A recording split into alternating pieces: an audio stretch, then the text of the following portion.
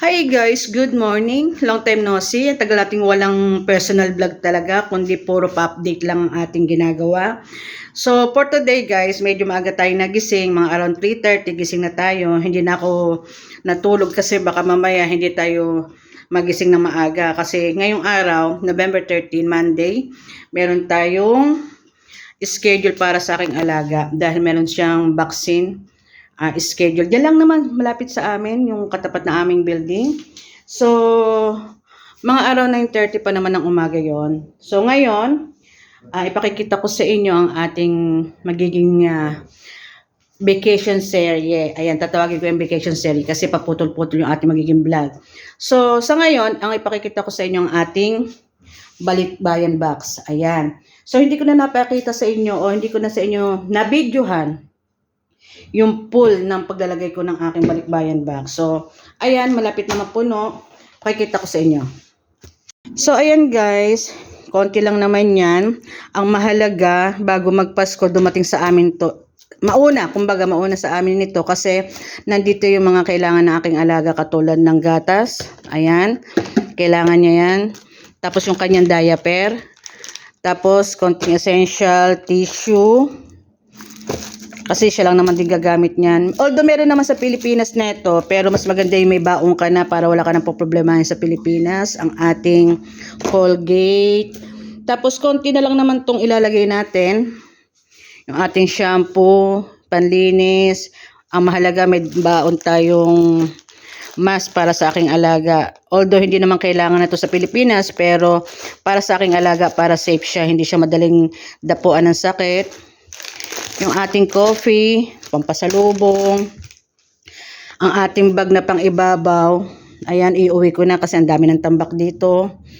May mga maiiwan pa. Actually, nung una, ito talaga ang laman yan ng ating box. Kaya lang, mas importante to kasi hindi ko to pwedeng ilagay yung gatas ng aking alaga sa luggage. Sa dami neto, ang baong ko para sa kanya, 4 na lata. Tapos meron pa akong additional na 3 para sa aking mami. Kasi kailangan na rin ng aking mami dahil nagdadialysis ang aking mami.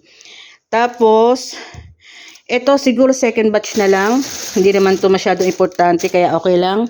Kahit maiwan na muna siya. Itong nasa ilalim na to, ayan, sinupot ko na lang muna kasi nga bago ko ilagay sa aking luggage dahil ayoko naman na bukas-sara ng ang aking luggage dahil masira yung zipper, nilalagay ko muna sa ganito, kinukumpleto ko muna to make sure na wala akong makakalimutan. Then after na malinis lahat yan, saka ko, kapag ka malapit na kaming umalis, saka ko siya ilalagay sa luggage. Ito, gamit ng aking alaga, yung damit niya. Ito, damit ko, nakasupot pa. Kasi ano yan kumbaga, kailangan ko munang i-check lahat kung anong mga babaunin ko para wala nga ako makalimutan.